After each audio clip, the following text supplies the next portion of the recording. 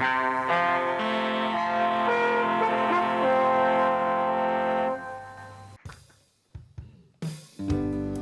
do we act? Then what is acting?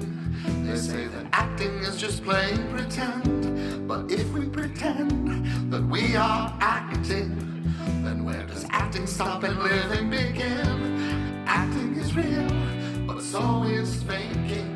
And there are fakings that seem awfully nice. Reality sucks, and so does acting. But here we are, and here's my advice. I am a professional actor, a member of the Screen Actors Guild. I have so many things to tell you, so get ready for your mind to be filled. Acting is life, and life is a joke. If you are a Pepsi, you can play a Coke. This is a class, and I am your teacher, so tell me, what do I need to do to reach you?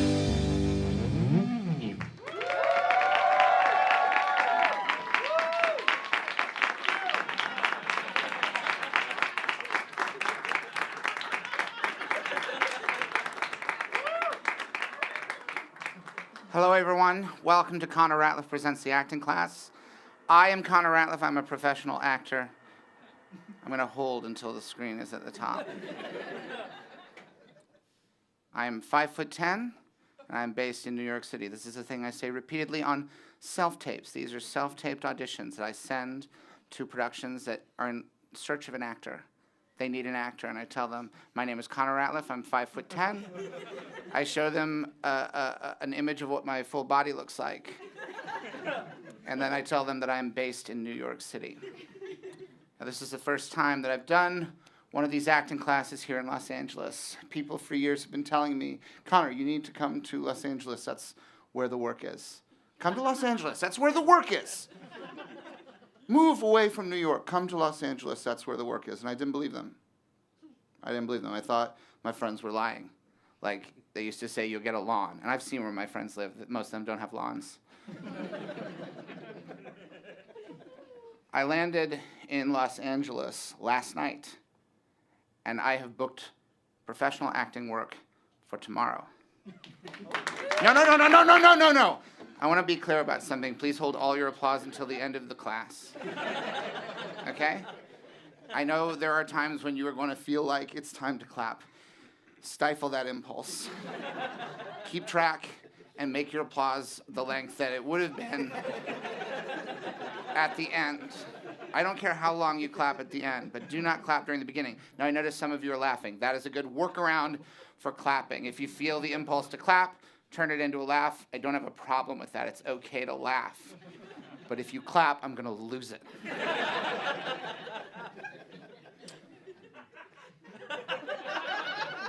My work tomorrow is on television. I'm going to appear on national television tomorrow. Now, it's not something I can talk about.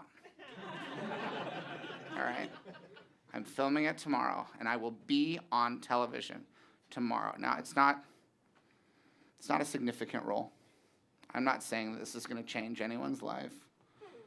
That's all right. That's not why I do it. I don't do this to change lives. There are times when I don't know why I do it, but I know that it's not to change lives. All right? Largely, I do it at this point just to keep the health insurance. Now, I'm going to talk to some people in the audience tonight. I'm going to talk to some actors. I'm going to talk to non-actors. Now, it's an industry town, but not everyone's an actor. There's a lot of jobs in film and television, even in theater. Yes, there's theater in LA. I'm not one of those New Yorkers who thinks there's no theater in LA. I just, it's different.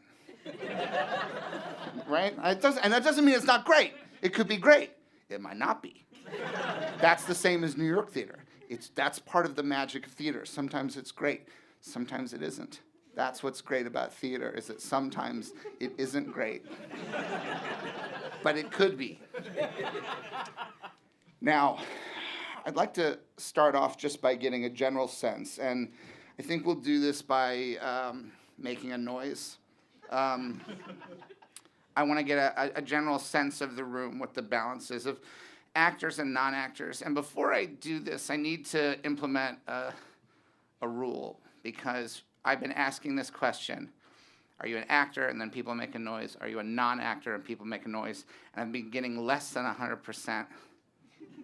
It hasn't been adding up to the full. There are people who identify as neither, and I don't understand it. And I'm not here tonight to understand what that third category is. Neither an actor nor a non-actor. That's not what we're here to figure out. I'm just telling you, you have to pick a side when I'm asking this, all right? Who here identifies as an actor? Who here identifies as a non-actor?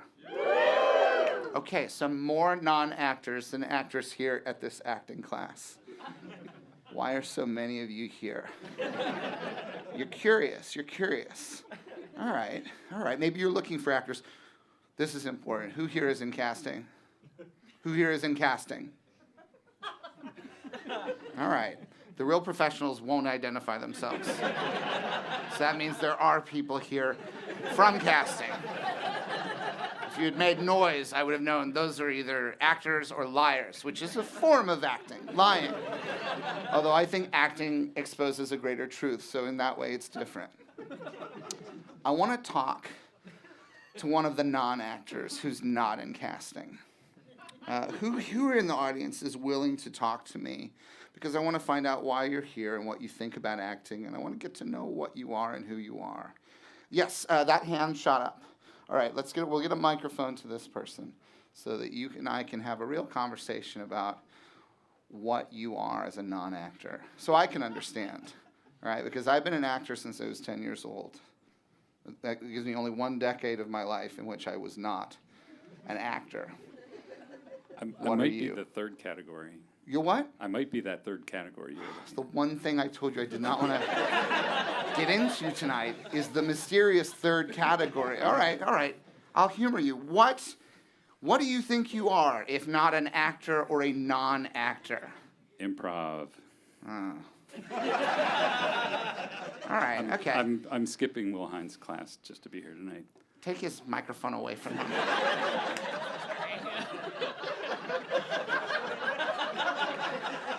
How are you going to get better if you're skipping Will Hines' improv class? All right? I'm not going to teach you how to get better at improv tonight. All right? This is not scripted, but you won't learn how to do this from watching this. All right? I'm furious at you. I'm staying at Will Hines' apartment tonight. And I got to go back to him. And I got to ask him, hey, Will, how are the classes tonight? Everybody show up? What am I supposed to say? What am I supposed to tell him? You put me in an impossible situation. What? He knows you're here? Well, now I'm doubly betrayed. Now I feel like a fool for being angry at you. What did you tell him, and what did he say? I just said I had to skip because I'd already bought tickets for the show. All right, sounds reasonable. He said that was reasonable. This has gotten so niche so immediately. The universality, like, normally the more specific you get, the more universal the appeal. But then when you get down to the details and the nitty-gritty, this only appeals to people who understand Los Angeles improv and New York City improv of about a decade ago. We're just carving that slice so thin. I want to talk to a non-actor who is not skipping Will Hines' improv class, who knows that they are a non-actor, someone who is so certain that you're certain you're not an actor. Are you an improviser? No. All right. God help me. If there's some loophole that I'm not thinking of here. Well, I am a failed actor and a failed improviser. Okay. That counts as an actor. That's fine. Okay. I'm going to talk to you. But a failed actor is still an actor. If we start getting rid of the failed actors and not counting them, the numbers dwindle to almost zero. We have to count the failed actors. Because some of the most successful actors in the world eventually become failed actors. That's part of the process. Actors are constantly failing. We're constantly experiencing failure. I want to know in what way you feel that you failed, because there's a couple of different ways. There's professional failure. I just couldn't hack it in the industry. And then there's doing a bad job at acting. Like, I was on stage, no one believed I was the character. I forgot my lines, or I didn't learn my lines. I didn't do the work. I was unprofessional. I let my colleagues down. I let the audience down. What kind of failure? Because the way I regard you is going to change depending on what kind of failure you are. Now, I don't know whether my regard for you means anything. It shouldn't. I'm just one. What? It absolutely does. It absolutely does. I need you to be honest with me. In what way have you failed as an actor? It's a real hard question there. No, it's not. I asked it. It came right out. And you know what you did or what happened to you. Now, it might be complicated. It might be a long story. We've got plenty of time. Nothing else needs to happen in the show. I don't want you to think, oh, I got to get through it because there's other... Nothing else needs to happen. This can be the whole show, and I will be fine with it. I don't care what anybody else thinks of this. Right now, there's just you and me and your story. And the clock is not ticking. How did you fail? Start at the beginning. Okay. Whatever you regard the beginning as. And in my experience, it's usually not the real beginning, and I'm going to have to keep digging back. Well, I started acting when I was 7 years old. Okay, this probably is the beginning. I was wrong. Yeah. 7 years old. 7 years old. Got up on stage, did a terrible job in something in elementary school. Oliver. Okay. Hey, that was the first play I was in at 10 years old. Hey. Oliver Twist. What did you play? I was one of the orphans. I wasn't a good enough dancer to be one of the pickpockets. So I was a chimney sweep in a group number, and I'm the person who works at the bookseller and says, here's the books you ordered from the bookseller, sir. And then I waited for a tip, which was a bit of business I came up with to expand my part. Who are you? I was probably just a faceless orphan. A faceless orphan. Sorry. Was this background a Waldorf orphan. orphanage? For those of you who know what Waldorf schools are, they have these dolls that have no faces. I was just one of the chorus line. Okay. All right. Well, I see the roots of the failure right there in the way that you think of this. Yeah. A faceless orphan. Now, unless you mean that you were the most tragic of orphans at Mr. Bumble's orphanage. A child born without a face. Or maybe you had whatever condition Mel Gibson had in the movie The Man Without a Face. I never saw it. I don't know what happened. I think his face got burned. Who cares what happened to Mel Gibson?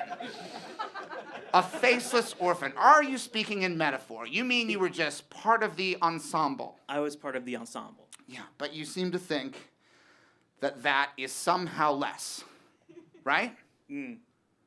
Just a faceless orphan. Yeah. Have you ever seen a production of Oliver in which he's the only kid at the orphanage? No. You know why? Because that would be stupid. You've got to have other orphans in the orphanage, and they got to seem like orphans, or the whole thing looks stupid. Mr. Bumble can't have one orphan who then runs off. He runs an orphanage. There need to be a lot of them. That's what makes it sad. Charles Dickens wrote it so there would be lots of kids in the orphanage. Yeah. So they needed you. Now, what did you do that was so unremarkable? You sang Food, Glorious Food. What were you eating in the little bowls? We air. had Cool Whip. We had nothing. It was just air. I don't even think we had bowls. Well, you had Sally Bowls. No, that's Cabaret. I was in a production of that. What's the name? It's Nancy, right? Yeah. Nancy's the one. Sorry, there's full of spoilers for Oliver Twist. She dies. It's sad. So you don't even think you had bowls? No. So you acted. You're 7. And you did this. I mean, you just demonstrated. It looked like you had a bowl. Yeah. What do you think you were doing? You were acting. First of all, they should have given you bowls. Was this a Brechtian production? Why didn't you have bowls? They didn't have enough bowls? Where was this production? Illinois. Illinois? Yeah. Where? Carbondale? Chicago? Where? Pleasant Plains. Pleasant Plains. I don't know where it is, but it sounds Outside lovely. of Springfield. Outside of Springfield? All right. And how many other kids were orphans? There's maybe 10. Maybe 10. So it's a pretty slim production. Yeah. Couldn't afford bowls, or they chose. Did they have costumes and scenery? I believe there were hats. Like we each got a little newsboy hat, but that was kind of it. Okay. All right. I have some respect for this. They were going for a minimalist Oliver. They're not going to break the bank. These orphans have hats. No faces, but they have hats. And you got no bowls, but you pretend. You pretend you're eating the gruel. Yes. All right. And then were you in any other part of the play later on? I don't think so. So just opening number, food, Yeah. food glorious Yeah. food. You remember any of the song? I don't. well I remember the chorus, but I you know the remember- consider yourself. Yeah, but you didn't sing that. You weren't the Artful Dodger. No. You just watched that from the. I think we all sang it. You all sang it. Yeah, it so was you were kind one of of the like a- pickpockets. Sure. I don't remember. I shouldn't have this. Was this so traumatic that I'm literally pulling I mean, new I'm memories out feeling. of this? Yeah. No. So you might have done better because I was 10 and they said this kid can't dance well enough to be an orphan. Dress him like a chimney sweep. Put him in the crowd. Give him a line. Have him deliver the books from the bookseller. But you made it into the pickpockets, Fagin's crew. Yeah. Yes. Yes. Yes. Don't hesitate. Yes. This is a success story. You were 7 years old and you did it better than me. I was 10 and I wasn't able to be one of the pickpockets. I didn't get to sing Consider Yourself. Who told you you were a failure? I think I told myself. What a note to give oneself. At 7, did you do any acting after that? Oh no, I moved down here to be an actor. All right, so this is a longer story than we really do have time to. Right.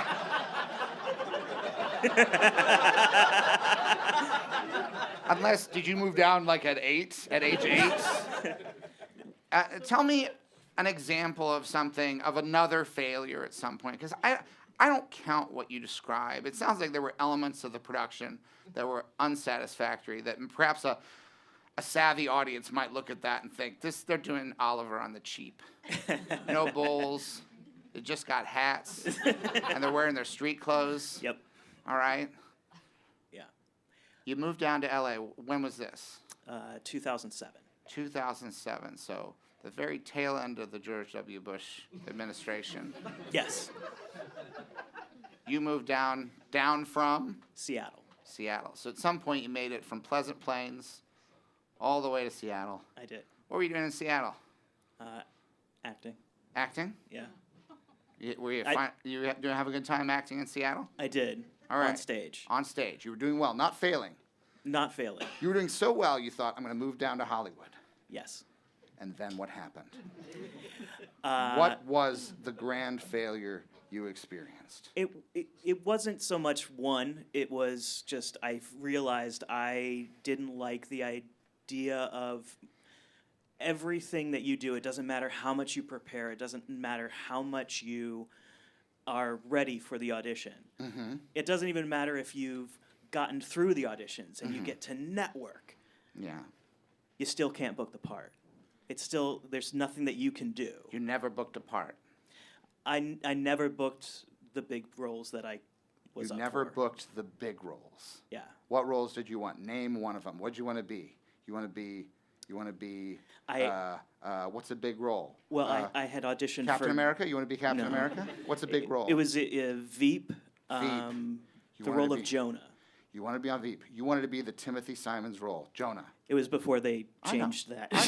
I know. But we all know what happened. Yeah. All right. You wanted that. You set your sights pretty high. Yeah. And you didn't get that. And you were like, I don't like this. I don't want to keep trying to do this anymore.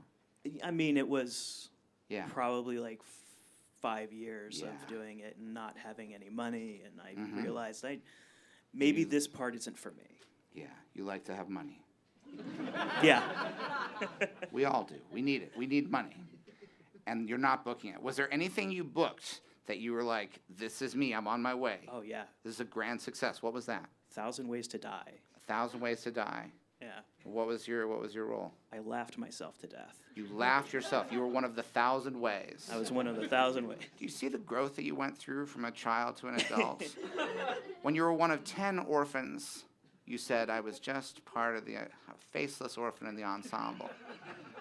But when you were one of 1,000 ways to die, you were able to regard it as a success. Do you see how the math shifted as you became the actor that perhaps you need to be? Now, I don't want to judge you because I never tell actors that they should keep trying. I am a working actor, and I do not need that. I don't need... If everybody in here who's an actor quit today, that's good for me. Maybe not today, maybe not tomorrow, but at some point, that could benefit me. So I never, when an actor says, I don't want to do it anymore, I don't fight with them. But I do contest the idea that you were a failure because you didn't book one of the most prestigious HBO comedies of the century. All right? Do you know if you were even close? I mean, I made it through a few rounds. So. A few rounds? Don't dismiss that. A few rounds is a big deal. If you went in and on the first round they said, get out of here, we don't want you. Get out of here. We don't want you. Even that's not really a failure. It just means you're not right for it. When you say a few rounds, are you being honest? Yeah, 2. 2 rounds. 2 rounds. That's a couple of rounds. I'm a stickler for this. Maybe I'm wrong. Maybe I'm crazy. I don't use few for 2. I use it for 3 and up. And honestly, I really just use it for 3. If it's 4 or more, I say several. That's my system. I'm not saying everybody has to do it. I'm not even sure it's the right way. But that's what I do. And I encourage everyone, if you take nothing else away from this class, a couple is 2, few is a 3, 4 or more is several. And I'd say once you get onto 2 hands, I think you can start to say things like a bunch or a lot or a whole mess of, etc. You can have fun with it after that. But that's my system. So here's the thing. We're on round 2. Guys, we just need to pick a Jonah, okay? We're on round 2, all right? We've been through a few rounds. We're on round 2. And I'm looking at these headshots. Sorry, I'm going to break the reality. What's your name? First name. Benjamin. Benjamin. All right, listen, I'm going to say it.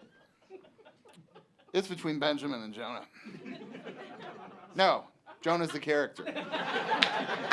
Tim and Ben. Tim and Ben. Let's look at Ben. All right, he has a face. It's good, because the character has a face. All the characters on the show have a face. It's a good face. There's a little bit of self-doubt in the eyes. I think that's good for Jonah. Because he's confident, but it comes from insecurity. We got Tim. Tim's tall. I like that. Tim's tall. His real name starts with T, and that's the same letter as the word tall. B. No, there's no B in tall. Maybe this is a stupid way to decide it. Maybe. I'm willing to, if anyone else has an idea, I'm willing to take other ideas. But I say we go with Tim Simons because Jonah is tall, and Tim and tall both start with the letter T. And B rhymes with T. Well, shit, now I'm torn again. Torn starts with T. We're back to T. There's something that keeps... Oh, man, I don't know. Does anybody else have an opinion on this? No? Nobody else is going to speak up? I have to do everything? I have to make all the decisions. Fine. It's Ben. Ben is going to be Jonah. Well, why not? Oh, you agree with the thing about T and tall? And I don't know. Is that superstitious? Should we really cast a major HBO comedy this way based on tactics, frankly, that belong in Sesame Street. Is this childish? Maybe. But they're both good. They're both good at it. They both did. We watched a few rounds of auditions from them. The first round and then the second round. That's definitely a few as far as I'm concerned. And they were good both times. You know, I just worry that if we pick Ben, because I'm looking at Tim, and there's self-doubt in these eyes too. Who is this going to hurt more? Should we even factor that in? Or should we just consider the quality of the acting? I can't. The quality of the acting is even. It's equal. It's a coin toss, but I don't want to toss a coin. I like my system. Finding a descriptive word for the character and seeing if it has any of the same letters. Benjamin, hold on. So you got the A from tall and Benjamin. But no T, no L. Yeah. I feel like if we don't cast Tim Simons as Jonah, I think this guy's going to quit acting. But I think Ben seems resilient. What do we think? What do we think? We think Ben seems, who do we think's more resilient? The last thing I want to do is drive more talent out of the industry. We need talented people. I know it seems like we don't, but if we don't have them, we can't make anything until they invent some sort of computer system that can scrape data and get performances out of, I don't know. I'm not a scientist and I don't know computers, but I'm sure that's a decade or two away. Oh, wouldn't it be great if we could just take a computer program and scrape everything we like about Tim Simons and everything we like about Benjamin and just have the computer do all the acting and the directing and the writing? No, but not the casting, though. No, that has to be done. That has to be done by person. Benjamin, you see how... I don't know if that's how it went, Benjamin. And I'm certainly not encouraging you to get back into the industry. What do you do now? I produce films. Interesting. I'm available. I don't want to have to keep saying that. Goes without saying, but you said that my regard for you means quite a lot. I tend to hold people in very high regard when they cast me in something. And that's the last bit of begging that I'll do in this part of the show. Thank you, Benjamin. Thank you. Benjamin, thank you very much. I want to talk to an actor now. I want to talk to someone who is an actor, and I want to talk to an actor. Let's treat this a little bit like an auction. I want to talk to an actor who has booked work that they are currently in the middle of. Someone who is currently working actor. You're currently working? Yes. Terrific, terrific. Okay. Thank you. And I understand. I don't want anyone to break any NDAs. I don't like if you're in a Marvel. You don't need to. Don't make up a bunch. I don't need fake sides the way they like bluff people. They're making a Captain America Winter Soldier thing, but they tell people it's something else. Yeah, code names for the project. Yes. I mean, if you have code names, tell us, but be upfront that like these are code names, okay? Okay. All right. What are you currently working in? I do voiceover acting mainly. Good. That's the best. That's the best work. It's very nice. I like it. Yeah, and you have the. That's your voice. That's. Oh. It's my real voice. It's your real voice. Yes. Do you know how many people try to have that voice? I do, and unfortunately, some of them take work from me. Where are you from? Australia. Australia. I can't do that one. When I do it, it sounds wrong. Can I hear it? You have no threat from me, friend. Can I hear your Australian accent? No. I won't even. It just sounds like a bad British accent on a broken person. Well, that is the Australian accent. I know that's the origin. I know how to try to think through how to get to it. Like, I'm under arrest, and then you're like. Yes. I know how to exactly get there. They put us all here. Perfect. It's the best Australian accent I've ever done because I'm going to the truest part of what I know. Yes, I see it. So, it's charming, and you currently are doing work. And the thing is, I used to think, this is something real that I learned. When I was a kid, I used to look at, like the Star Wars movies, and I look at how Harrison Ford had a big movie career and Mark Hamill was doing like voiceover work. And I like foolishly thought like, oh, that's nice that he has a voiceover career, but I guess he didn't get the movie career that he may have wanted. And I didn't realize until I'd done a little voiceover work that it's so much better. It's so much better because when you're on a movie, everyone has to do everything at the same time. So even if you're the movie star, everything has to sort of be filmed at once. You need the light and the sound. Everything has to, and you can ruin a take. You can ruin a movie star's take by being the guy in the background who does something wrong. And they're doing it all at once. But with voiceover, it's sort of the opposite, where the studio is very expensive. So they're very precise about when they book you, and they're like, Yes. you're going to be in here from here to here, and we're just focusing on you. It's an actor's dream where you have an appointment, and all these tech people are like, we're here with a microphone just for you. And then you're able to like play around, and everything you do, people are like, that's amazing. It's like, whereas if you play around while everyone's doing everything at the same time, they're not like, that's amazing. They're like, why did you do that? You ruined the take. So what are you currently working on? Currently, I'll tell you the code name and the real name. The code name is Oahu, and the real name is Borderlands 4. Oahu. And Thank you so much, Becca. Thank you so much. And Borderlands 4, is this a It's a video game. It's a video game. Yes. And you're allowed to say that to me? I haven't signed anything, so I feel like it's Shame on them. No, if you haven't signed anything, you can say anything you want. I can do whatever I want. Yes. It's fine.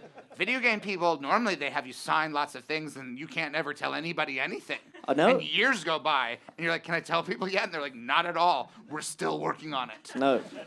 Borderlands 4. Now, is this your first? I don't really play video games because I find them too addictive, and I would never do anything else. Borderlands 4. Yes. Catch me up. What's the story? Well, Tell me the story of the Borderlands. I need a brief rundown of 1, 2, and 3. Okay. I know. I just want to know what's happened. Are the Borderlands in Australia? No, I No. don't. Well, the problem is that I got into the booth and they said it was Borderlands. That was the real name of it, and I was very excited. And they said, "Have you ever played it?" And I said, "Absolutely not." So I don't really know what don't know. happens. Let's focus on your character. Are you playing a character, or are you an Australian narrator for the game? I'm playing a couple of different characters. Yeah. Multiple roles. Well done. Thank you. Are they all Australian? No, only one is. Only one. Yes. Where one are is, the others from? The other one is an rather effeminate American. Okay. Yes. Okay. Tread lightly. I There's ways you do this where everyone's still on your side. And there's ways where suddenly everyone in the room is against you. So an effeminate American. Yes. So you come here from Australia. Well, I come here as an effeminate Australian, so Yes, it's okay. I know, but you're taking work from effeminate Americans. Okay, and then what's another role? Another role is a very Australian character. So wait, is this in addition to the Australian character that you already mentioned? Uh, I'm going through them. You said the Australian, Oh, no, the sorry, effeminate that's- American, and then a very Australian person. So by my tally, that's 2 Australians. I think we've gone back. we've got. Sorry, we're So taking the a step Australian, back. Australian, the effeminate effeminate American, and who else? Someone else. I don't know yet. I have another session, and All right. I'll It's very find hard out. for me to demonstrate the scene that you've given me the tools for tough. here. An Australian, who Yeah. I do not want to speak like. An effeminate American. And then someone that you don't know anything about. Yes. A complete enigma. Is this something you haven't recorded yet? Yes. No, someone I have not recorded yet. And they haven't told you what it's going to be. What do you think it could be? I wonder. What's happening in the Borderlands? I don't understand. I assume it's post-apocalyptic, maybe? Yes. All right, because that's Yes. what everything is now. Yes. It's a post-apocalyptic first-person shooter game where you go around and collect things to restore society. Right. I think. Okay, so it takes place in America. No, not during the next 4 years. It's something that that's set In the far future. distant So there's future. lots of different technology and lots of things have been burned down. Yes, exactly. I think it's on. What's the Other Australian guy planets. do? The Australian guy is a messenger and he updates people on exciting things that's happening in society. All right. What are some of the things that he says? You don't have to. They don't have to be verbatim. You can paraphrase. I want to see if I can say them. I probably can't. Sure. Sure. Uh, Sure. it's an echo. Sure. It's an echo. There we go. There we go. Brilliant. Brilliant. He says, be careful out there. Be careful out there. Yes. Be careful out there. Be careful out there. Be careful out there. He says it just the once.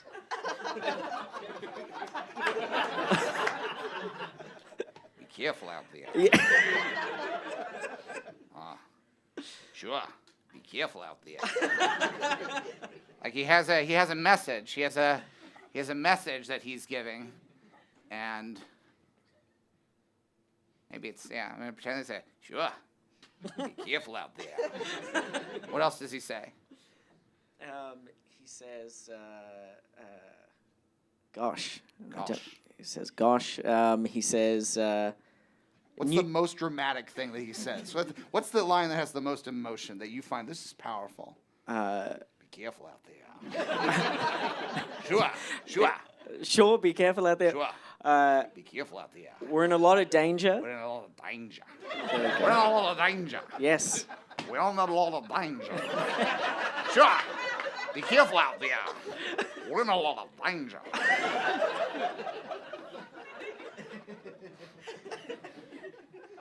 How close? How far away am I getting with each two? Like, how close are you with the accent? Yeah. Am I getting it's- further away the more comfortable I get? Be careful out there. I think you're pretty close. I think you're pretty close. That's further away. I think you're pretty close. I think you're pretty close. I know I'm doing it wrong. This is how we learn. This is how we get better, by doing it wrong enough that we find the right way. It's not really how we get better. So the most emotional line that you say is the one about danger. What was the line about danger? Oh God, I think so. Gotta be pretty danger. We're all in a lot of danger. We're all in a lot of danger. Be careful out there. We're all in a lot of danger. There we are. So you roll it it rolls in the mouth. We're all in a lot of danger. We're all in and a lot of this can be fixed in post. Unfortunately, in a video game, you're already at that. You're at post in a way. We're all in a lot of danger. I'm gonna keep working on it. It's very good. I don't think you need to lie to me just because this is my show. No, I just want to encourage you. I know, but I know that I haven't really put in the time. Can I hear your effeminate American voice? Do you feel comfortable demonstrating just a little bit of it? Sure. I don't remember a specific line he says, but he says something along the lines of, oh my gosh, do we really have to go out there? I'm terrified.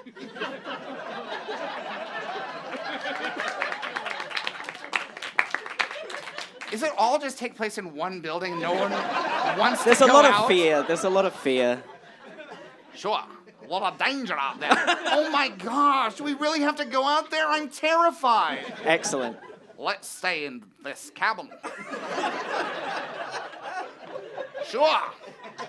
I'm back from the borderlands. I brought a message. There's a lot of danger out there. Hey, why don't we go for a walk? Oh no, not a walk. I don't want to go out for a walk. I'm terrified of the outdoors. The only part of the borderlands I like is this house that we've built together. And if anyone destroys it, which they inevitably will, every place I live burns down. Every place, it's just a matter of time before a first-person shooter comes and destroys every house I live in. I hate this country. I hate these borderlands. The entire land is a border now.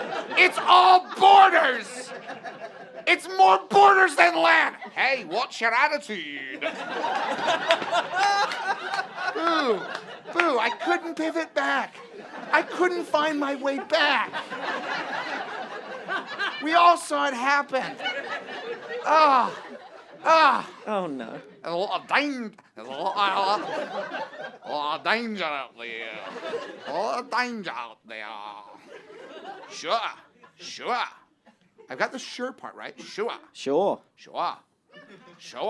Yes. Here's how I say sure, is I just say the title of that, like, very long Holocaust documentary. Shoah. The saddest movie I've ever watched is how I say sure as an Australian. Shoah. There's a lot of danger out there. Congratulations on the work. Thank you. You deserve very much. it. Best of luck on whatever that third character is. Let me ask you this. You ever win an award for acting? I have. I did, yes. Because we're in award season now. Oh, nothing of importance, but I still. Hold on. All right. How dare you denigrate the value of any award at all? What award did you win that was so unimportant? What trophy did someone bestow upon you that you regard so poorly? The ingratitude. You were honored for your acting by a trophy or a certificate? What? First of all, let's just find out. What is the award? It was an award. It was the Indie Series Award for Best Actor in 2022 for a podcast where I played a New York gangster.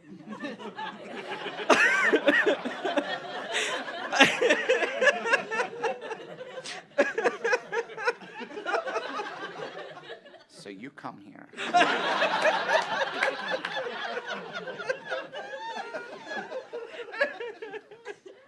And you play a New York gangster, and you win an award for Best Actor? Best Acting? Best Actor. Best Actor in the world of podcasts, which is a huge world. There's a lot of acting in podcasts. There's an infinite amount of podcasts. Yes. And then even there's a very large amount of podcasts that have acting within them. And you were one of the actors. How many people were nominated, do you know? A few? Several? A few. There was like 10 people that were nominated. 10 people were nominated, so that's a bunch. A bunch. Yes. 10 nominees. Yes. And then was it just down to the one, or was there a semifinal sort of process? Just down to the one. All right. Congratulations. Thank you very We don't much. do this for trophies. But that's not to say that they're meaningless. Best Actor, 1 out of 10, from the podcast realm, playing a New York City gangster. New York City, or was it, I don't know, it could have been upstate, was it? No, it was New York like City. Albany. It was, look, to be honest, I forget where it was from, but it was playing Al Specifics are Capone. important when we're playing a character. You forget where the gangster is from. Now, at the time, did you locate him somewhere? Did you put this gangster? How did you approach playing a gangster? New York City gangster. It was quite a process. I'll bet. Well, now Yes. You had my interest. Now you have my attention. The word process piqued your interest, which is wonderful. A New York City gangster. It was to play Al Capone, and So this is not just a. I don't know if you know, but in American gangster lore, he's one of the big ones. This is not just a New York City gangster. This is the guy. This was the top guy, and we got him. All right? This is one of the top guys of all time, and we got him. yeah. All right? What point of his life were you playing Al Capone? I think it was around 30. 30 years old? Yes. It was about him and his relationship with his wife. All right. Yes. So how did you Did you watch any other portrayals of Capone? I did not. Had you seen any previously? Did you ever see The Untouchables? Robert Not De Niro one. played Al Capone. He shaved his hair. Bob Hoskins was cast to play Al Capone, and then they paid him to not play the role so that when Robert De Niro agreed to do it. Did you know that? I did not know that. Isn't it fun? That's wonderful. But now you're playing Al Capone. You know what Robert De Niro didn't do as Al Capone? What? Win an award. I mean, maybe he did, but I don't think he did. Yeah, for argument's sake, no, he didn't win. If he did, it was less memorable in this room at this moment than your award. All right? So one of the most highly regarded actors in the world played Al Capone, and so did you. That's very nice. I haven't finished. Sorry. It's not necessarily very nice. It might be, but I haven't decided yet.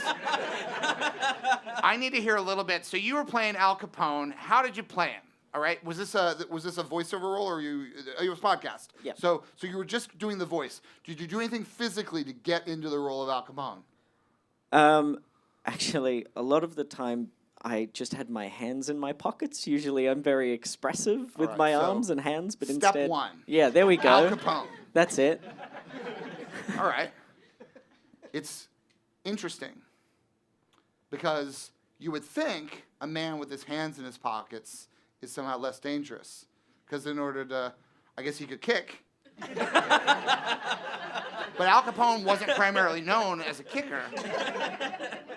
You know, he would hit people with a baseball bat. He would have them shot. He would shoot them. He would punch them. I'm sure he kicked. I'm sure he did kick. Hands in pockets, there's a confidence to that. Is that what you were thinking? Confidence and also an attempt at grounding myself in some fashion. All right, so you're grounded. You keep your hands still in your pockets, or were they fidgety? No, they were just still. Still hands Yes. in both pockets. Front pockets like this? Front pockets like that. All right. So you're Al Capone. Mm-hmm. What does Al want? What does Al want? What does he want? You're dealing with his marriage. Do you love his wife? Oh, very much so. Very much. Is he jealous? Is he a jealous husband? He has some anger problems. Yeah, he has an anger problem, but Yes. is this like an area where he gets angry? Where were you? Where were you? It was. Where were you? I waited all day. Or was it- he like, oh, baby, you're home. I'm so happy to see you. It was more like that. He was affectionate towards her, and she was more casting aspersions on what he was up to. Oh, and he baby, didn't don't want say to- that. I love you. There we are. Don't there we cast are. aspersions. It's me. Ow. I love you so much. Oh, come on. I can be sweet with you. I ain't mad. Don't say that. Don't say bad things about me. I could never be mad at you. What's his wife's name? We can look it up. We can look it up. I don't remember. Someone find out Al Capone's wife's name. We need it. What? Yeah. We need it. It's important. We need to find Al Capone's wife's name. We need to know what he can call her. Did he have a pet name for her? That would be like an affectionate pet name. If you don't have that, I'll figure it. But so We found May Capone. May. May, M-A-E. Oh, like my favorite month of the year. Oh, may I? All right. And so you had romantic scenes as Al Capone. This is the thing you won a trophy for. Yes. You did such a good job as Al Capone. Romantic, sweet Al Capone, loves his wife. What's the angriest you got as Al Capone? What was he mad about? What was the thing he was mad about? About being double-crossed by someone, to the best of my recollection. Someone within his organization or someone from a rival organization that he had partnered with? No, someone in my organization. In your... In Al's Are you in organization. character right now? It's just so easy to slip I back offered you into. the choice of someone in Al's organization or someone in a rival game. I said, no, mine. So he's like, I've been backstabbed. I've been backstabbed. I'm so mad.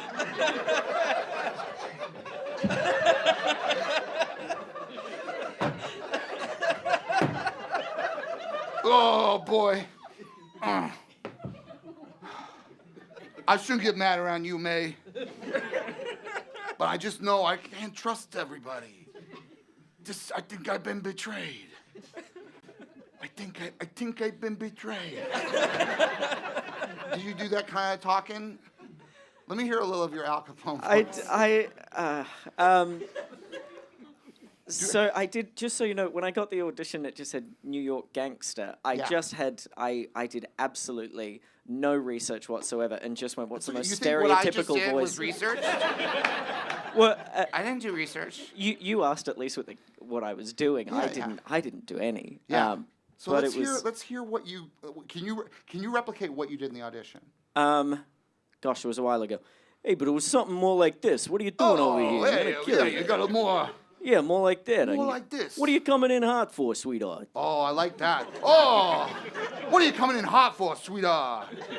Oh, give me a kiss, dog. Give me a kiss.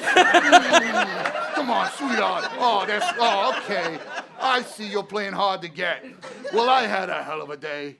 I think somebody in my organization is betraying me. And I'm so mad, but I can't be mad when you're here, May. My May. May, that's what I call you. My May. What's the most violent thing that you had to act out as Al Capone? I didn't really have to yell or anything. I just had to instruct someone to kill someone on my behalf. Kill him. Make sure it's on my behalf.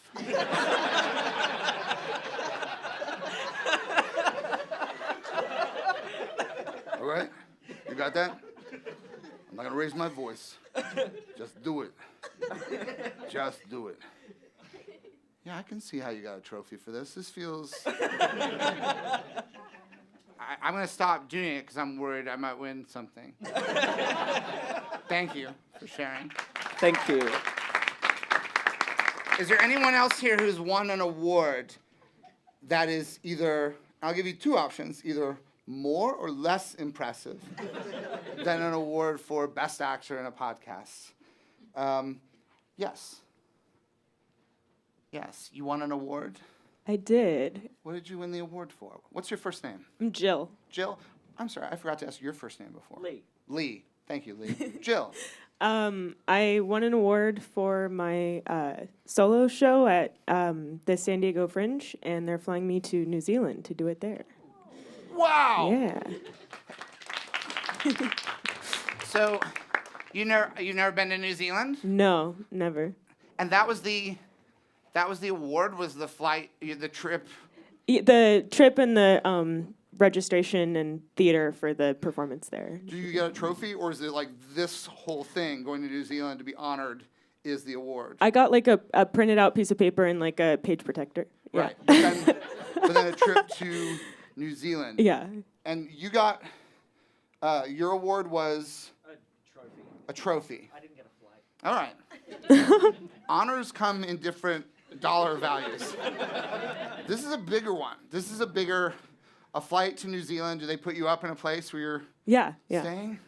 This is like getting like a lot of trophies. Like in terms of so your solo show Yeah. Sounds like it's good. Thank you. Is it serious or sad, or, I mean, those are two different kinds of the same thing. It's a comedy mostly. Comedy. Yeah. So people laughed enough. Enough. That somebody Yeah. said, let's fly her to New Zealand. Yeah. Have her a place for her to stay. Let's print out a thing saying how good her show is. Yes. Yes, I've got nothing wrong in my Correct. recapping of this. Fully correct. Were you surprised? How many things were you competing against? I think there's like 75 shows. 75 shows. Yeah. It's a lot of shows. It's a lot. That's a lot. That's 65 more than 10. Not as many as the podcasts that are out there, though. Yes, it's true. Now, this is a triumph we're talking about.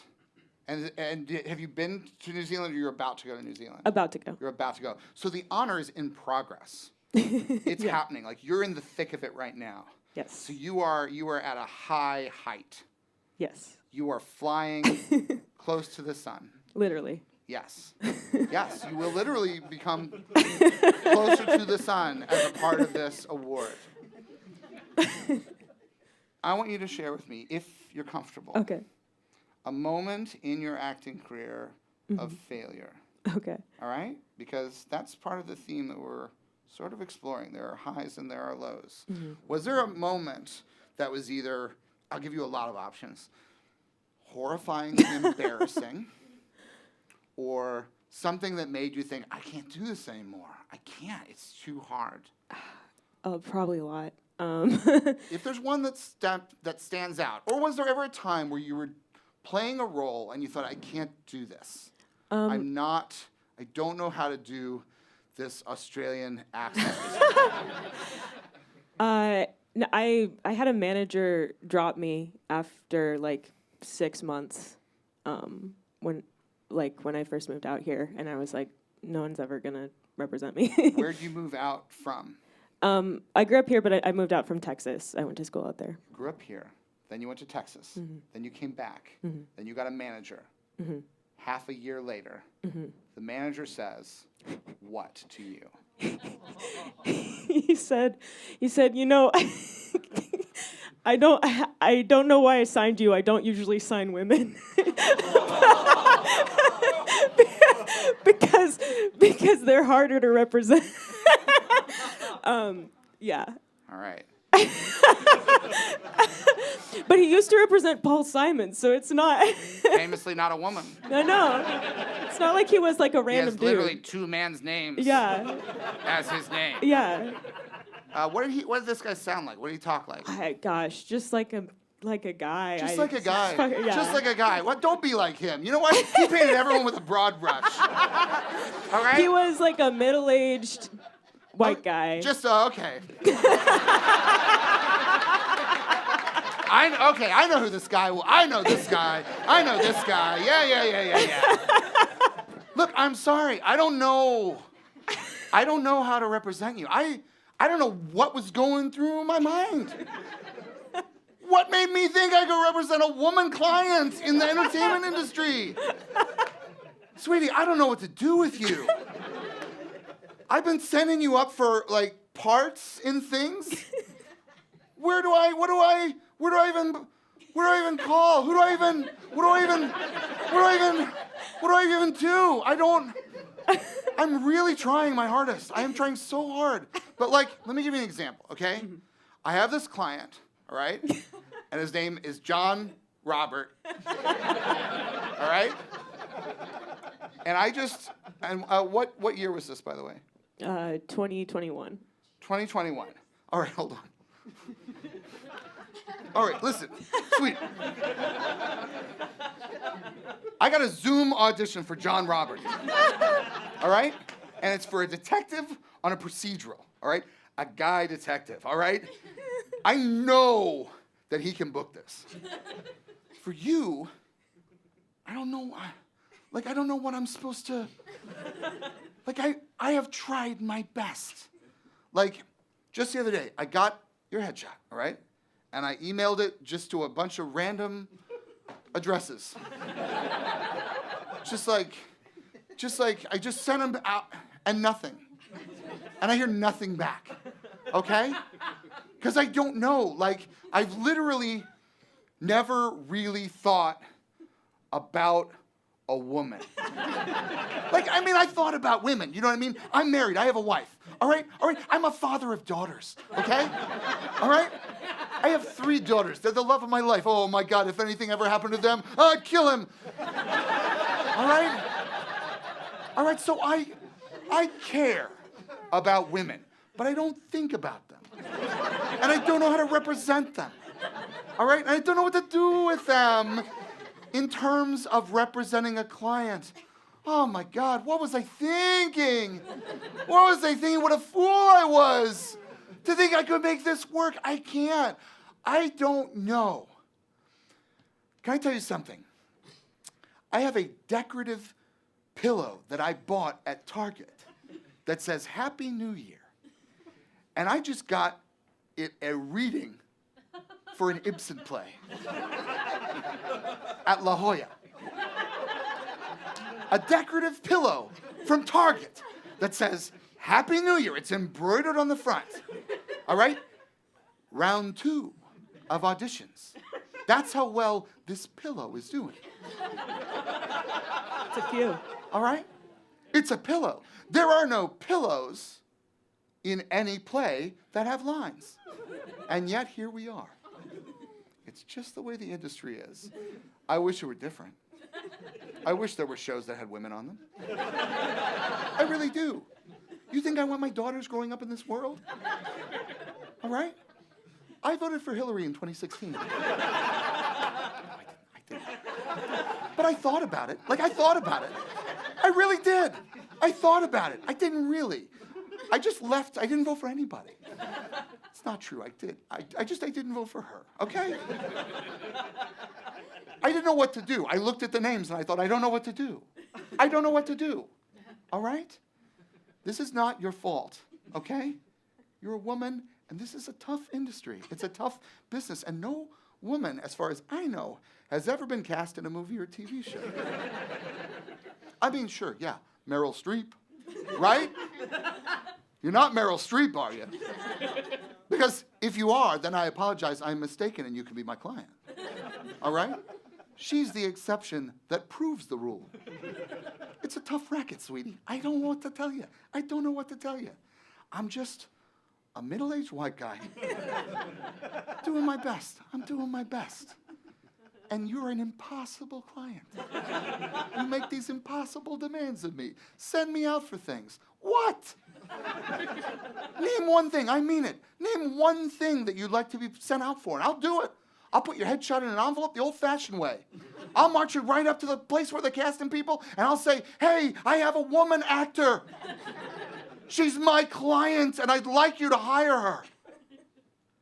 But we both know that's not the way this business works. Okay? Now, maybe, you could do a one-person show. Maybe. I doubt it. But maybe that's the thing. Maybe that's the thing for you. But I have to drop you. I gotta drop you. I'm so sorry. I'm so sorry that it didn't work out. I'm so sorry. You know, you accept my apology? Yeah. You do? Yeah. Sure. Jesus Christ, really? Why? Weren't I'm that great of a manager. demonstrably terrible. I demonstrably have no awareness of how the world around me is. Why would you accept my apology? Never do that. This was a test.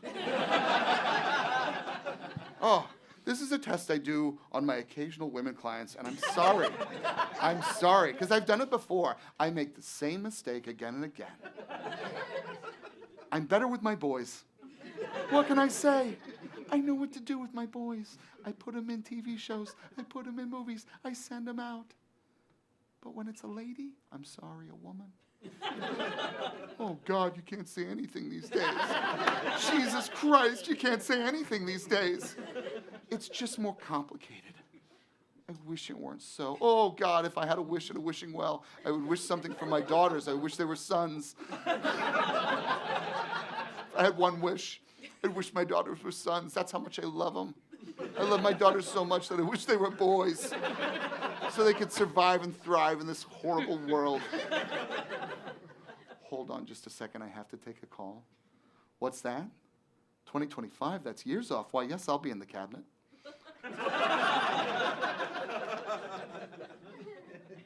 I think this is a good, I'm sorry, now I'm, just so you know, I'm back to me now. Got it. Because I know we all sound the same. I couldn't tell. Yeah. Is this person still a working manager? Probably. I mean, let's not assume. Possibly. Maybe it's been 4 long years. Many have perished. I'm not wishing anything bad towards him, but I'm not wishing anything good towards him. Sounds like a really rotten deal. But I'm glad that you are doing better. Probably doing better than he is, to be honest. No one's flying him to New Zealand. No one's giving him an award. No one's printing out a certificate saying, Manager of the Year, parentheses, all male. We're going to fly you to New Zealand to honor you. Yeah, it's not going to happen. I mean, I wish there was more justice for lousy people. he sounds pretty lousy. Was he unkind generally? Or was just that? He was just kind of standoffish and weird. Yeah. I don't like him. I mean, when I was playing him, I was quite fond of him a few seconds ago. That is a crucial thing. You have to be on the side of the characters you play. I believe this strongly. When I was being him, I felt very good, and I felt like I was winning. And I was happy for him. I was like, I knew on some level that he was rotten to the core. But I really was on his side, and I was very glad to drop you as a client when I was him. The second I was out of it, I can have some perspective from it. But when you're playing a character, no matter how terrible they are, you have to be in their corner. You owe that to them. You can't judge the characters you play. You can do it a little. You can do it a little. But you have to reserve a big chunk of your empathy and your sympathy for a horrible person when you are them as the character. So I was delighted by what happened to him in that little play that you observed, where he's doing very well in our current hellscape. I want to talk to another non-actor, someone who doesn't work in the entertainment industry at all, if there is such a person here. Maybe there isn't. Oh, yes, you. You are not an actor. You are not a professional working member of the entertainment industry, yet here you are in sunny, rainy Los Angeles. What's your name? I'm Benny. Hi, Benny. Got 2 Bens. All right. And what do you do for a living? I write software. You write software. What kind of software? I know nothing about this, really. I write baseball software. Baseball software. You and I are so different. America's pastime. So explain to me what that is. You write baseball software. Is this for baseball games, or is this for, like, calculating statistics? Is this for gamblers? Is this for professional athletes? Is this for children? Who is this software for? It is for a professional baseball team. It is not for gambling. So if a player or coach for the team that I work for wants a particular tool, then they come to me and my team. They come to you and your team. How big is your team? 6 people. 6 people, a 6-person team. You're the head of the team, or are you all equal in the team? I'm not the head. There's a hierarchy. There's a hierarchy. Where are you in the 6?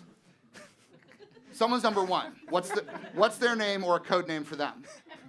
Number 1 on the team is who? Number 1 is also Ben. All right. Does anyone call him Big Ben? No. Big Ben? No. No one calls him Big Ben. You have a 6-person team with 2 Bens on it, and 1 Ben is clearly at the top of the food chain. And no one calls him Big Ben? I find this hard to believe. Are you sure other people in the 6, maybe 4 of the other people might call him Big Ben, or maybe Big Ben himself says, I'm Big Ben, please call me this. What is Big Ben like? He's a middle-aged guy. Oh, okay, all right. Hey, it's me. Oh, sweetie, sorry, I'm in charge of the 6. He's a middle-aged guy, Big Ben. What makes him, why is he in charge? He owns the company? No. He doesn't own the company. Who's Big Ben report to? General manager. A general manager. Yeah. Who's that? David Stearns. I don't need full names. We're not doxing people. Just say David. David. Sure, it's David. All right. So David is the general manager. Who does David report to? First names only. Steve. Steve.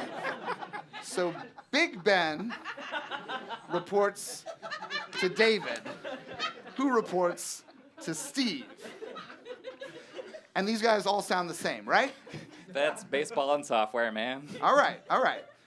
Who are the other people in the 6? Let's fill out this. So we got 4 other people. So we got Ben, we got someone else, we got Ben, we got someone else, we got someone else, we got someone else? Is that Sounds right? right. That's 6? All Think right. so. So we got 4 left. Who do we got? We've got Rick. Rick?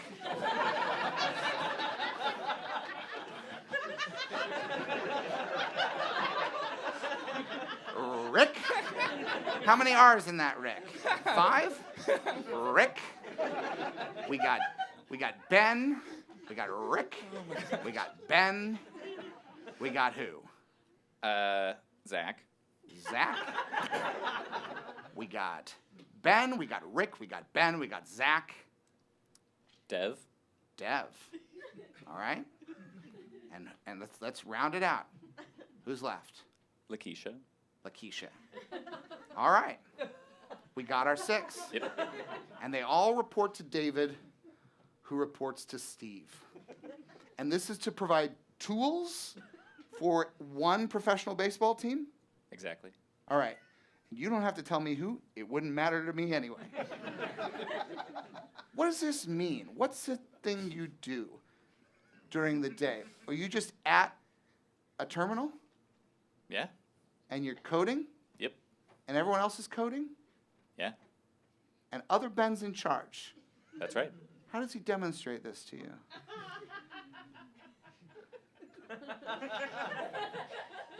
Is it just quiet confidence? Hands in pockets? All right, guys, let's write this code.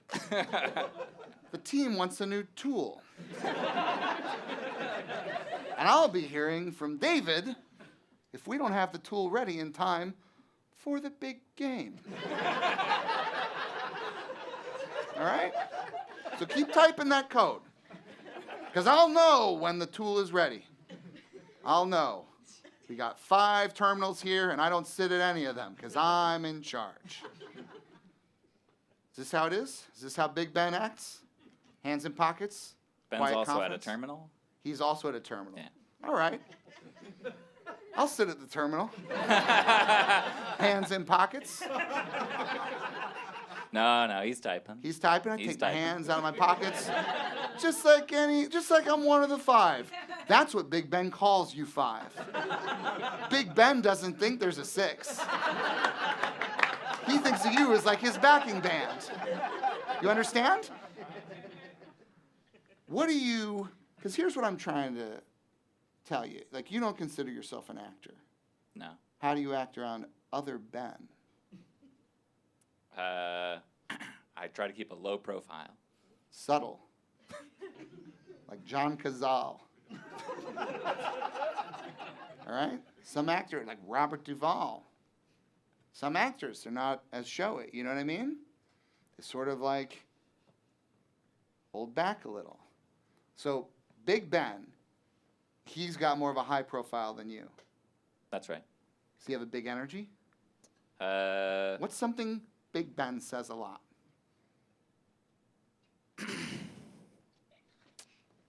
genuinely can't think of a catchphrase from him. I don't need a catchphrase. You're mistaking me. We're not Oh, I've got making it. we're not going to make a sketch about this. Yeah. I want a real thing that he says that you think, yeah, that sounds like Ben. It can be boring. I don't need this to catch on. I don't need it to be interesting. What's the thing that if Ben said it, you would think, that sounds like something Ben would say? Yeah, so a thing he says a lot is, so we're going into this meeting, we got to be really tactical about our decisions here.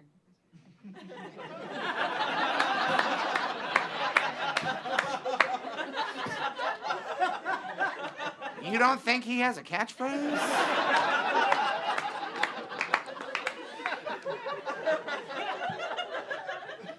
So, we're going into this meeting here. We need to be really tactical about our decisions, okay? That's something that Big Ben would say? Yeah. So, we're going into this meeting here. We're going to need to be pretty or really? Really? Really tactical about our decisions in there? Yeah. What does he mean by this? What does he mean? Tactical. You're going to go into a meeting with whom? Who's in this meeting? The team? The players? The coach? So our The umpire?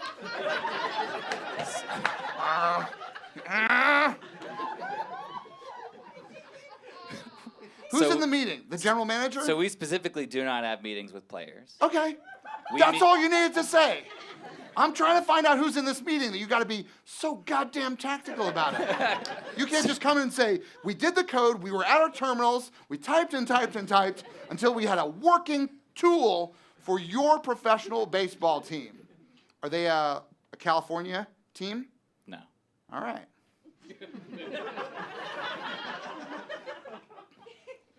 All right, I don't need to know. Do you where- wanna know what team No, it is? yeah.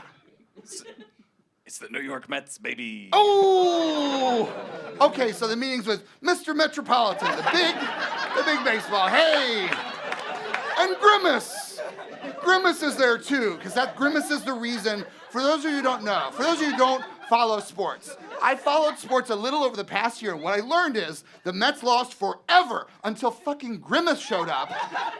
And because Grimace was there and they started winning, everybody who supported the Mets was like, we fucking love Grimace! We love Grimace! Grimace is part of this! And now Grimace can't leave. Grimace, who was designed to sell milkshakes, has to be part of this, because if Grimace goes away, the winning goes away too. Is this something that comes up in your tools meeting? We gotta make new stuff for Grimace. Extra digital milkshakes for Grimace to drink. I don't know. Sorry for flaunting my sports knowledge. So you go into the meeting with Mr. Metropolitan. Guys, we're gonna have to be really tactical about our what? Decisions. Decisions. Really tactical about our decisions when we go in there. Yeah. What kind of decisions do you have to be tactical about? I need an example. I need to know. Oh gosh. I gotta know. So You gotta tell me. So a decision that our team is actively making is whether we want to use Elasticsearch for our player search tool. I'm sorry, man. No. It's my fault.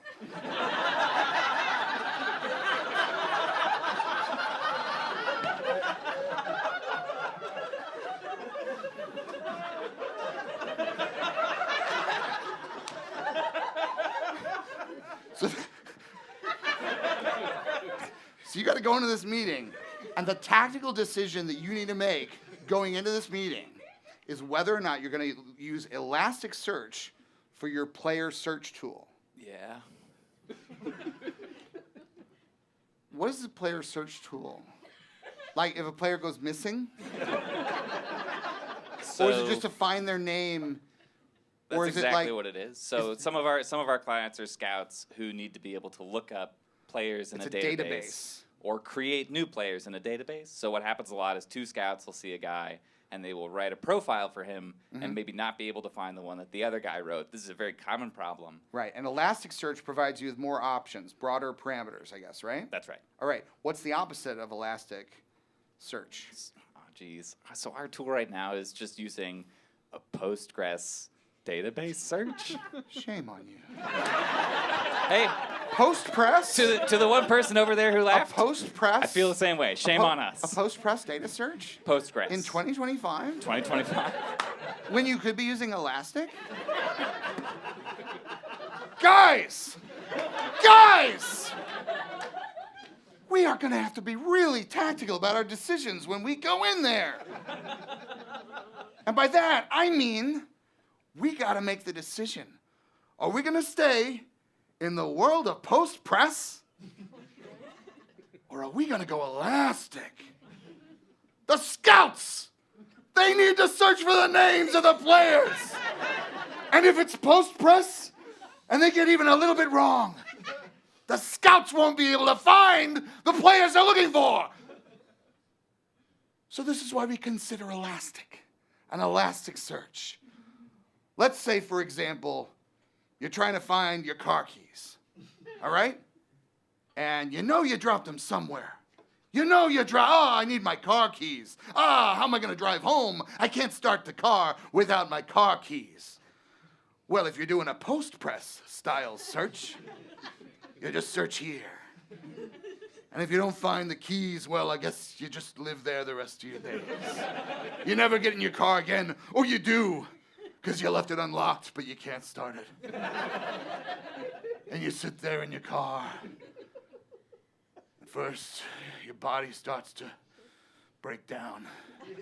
You start to die of thirst. Within a few days, you're dead.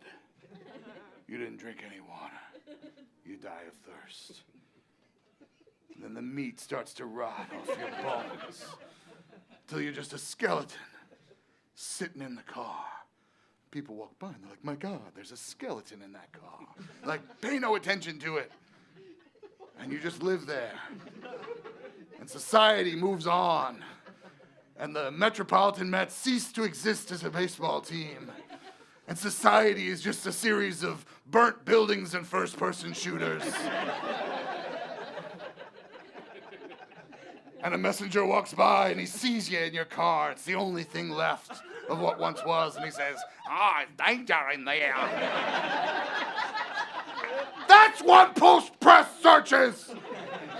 But Elasticsearch, whoa, where could my keys be?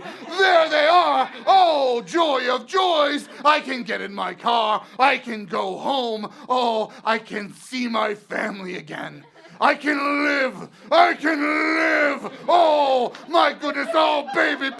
Oh, I'll never leave you again, baby. I love you so much. Even though there are people in my organization who are betraying me, they want to do post-press search when I want to do elastic. So, guys, we gotta be really tactical about our decisions when we go in there.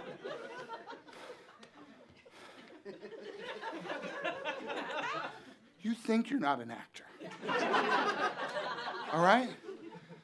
But what happens in your job is living theater. Because acting is choices. That's all it is. The choice to write a different line of code. The choice to create a different kind of search. We're all searching. Searching is just another word for acting. And if you're acting with a post-press mentality, the choices that you have as an actor will be limited. But if you use an elastic search to find what your character wants, what is their motivation, then you are in the realm of not just acting, but feeling and thinking and living. A child with no parents.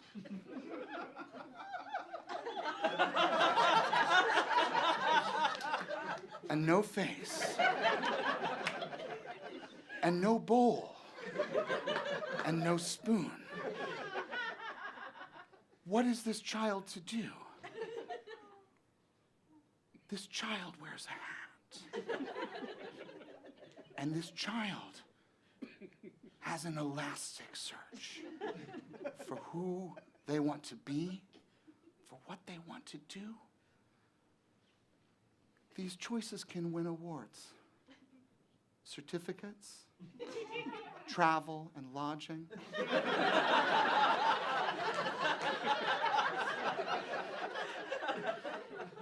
Or a little trophy. When you go back to join the 5+1,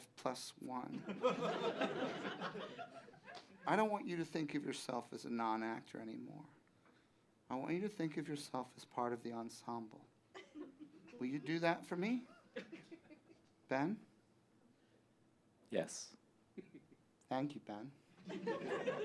I want to thank everyone for coming out here.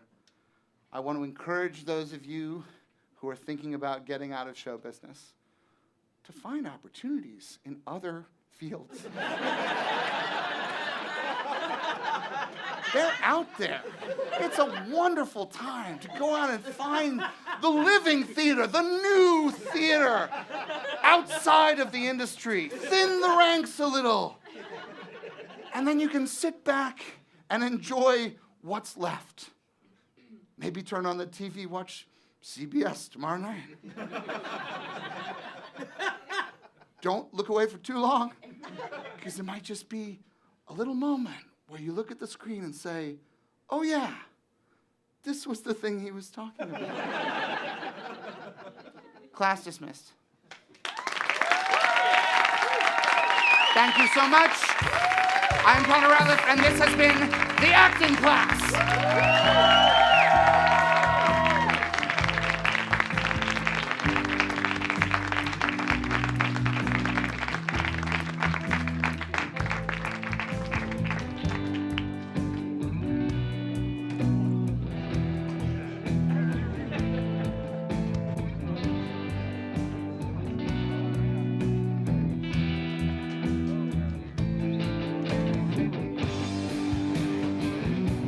Thanks for coming out, everyone. Hope you enjoyed the show. Please pick up your garbage after you and get home safe. Thank you.